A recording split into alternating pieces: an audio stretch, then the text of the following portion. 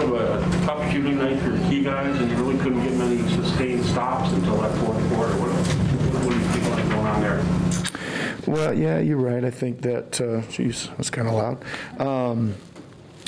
Yeah, I mean, that we had a segment there where we were just really not switched in defensively very well. We were really giving up a lot at the rim in the first quarter, and well, we were giving up both. We were giving up rim and we were giving up uncontested shots, and it was just again not quite switched in enough to guard it, right? And kind of dug ourselves a little hole, and then like you said, it was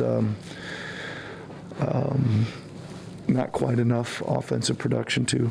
Yeah, missing Brad and O'Keefe's a bunch of your shooting and not being able to manufacture open looks for other guys. Is that the hardest part with those guys out?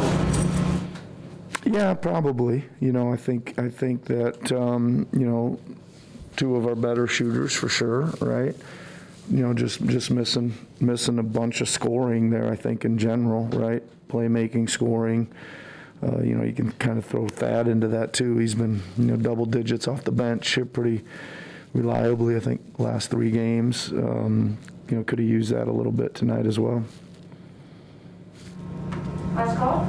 Cost a little bit of money to watch the last quarter in the room. What did you see during that band to play, and how was the reaction to it? It sort of got you guys sparked a little bit, but it obviously looked like a missed call from the TV replay. Yeah. I mean, I saw the replay, right, which is probably wasn't good for me to see.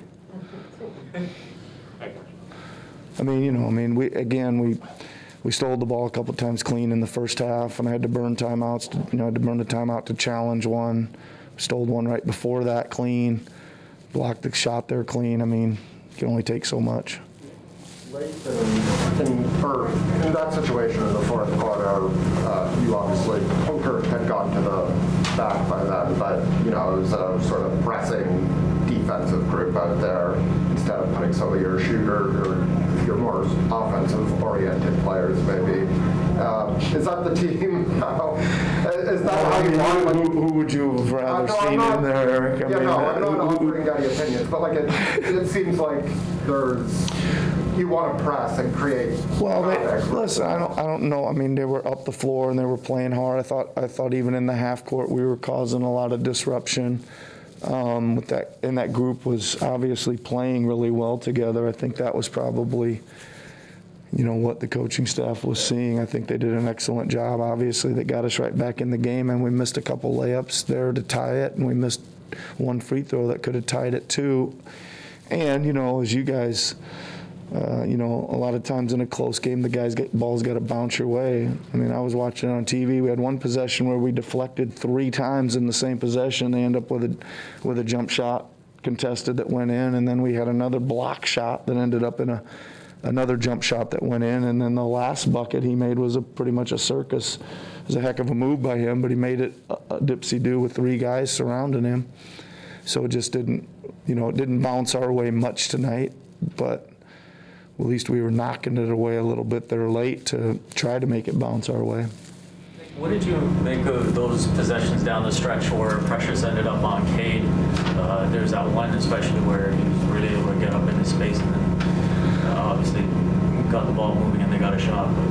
Yeah, I think, again, late they were having a tough time getting too much. We were taking them deep in the shot clock, and they were having to try to create something, and I thought we were guarding pretty good one-on-one. Precious, Chris, we're all getting in those situations.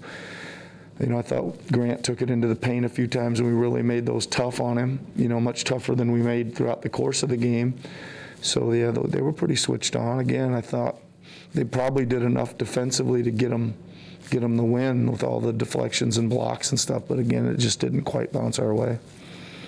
I will go with one question online. Go ahead, Aaron. Hey, Nick.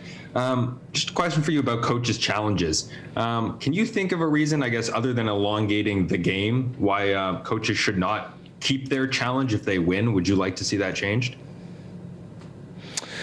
Well, there's some, I don't know if you noticed tonight that, I took that one, And it was the second clean steal we had in 3 possessions. It was Pascal's third. But you know, it put me in a huge bind timeout-wise. Left me 3 for the game. So I lose my timeout on a challenge because it falls within the mandatory window. And it's a jump ball on top of it. But it saves Pascal a foul. Doesn't seem to quite add up. Would you like to see more of an NFL style rule? I mean, I don't really know what I'd like to see, but I think if you win the challenge, regardless, you shouldn't lose your timeout. Regardless of what situation you're in.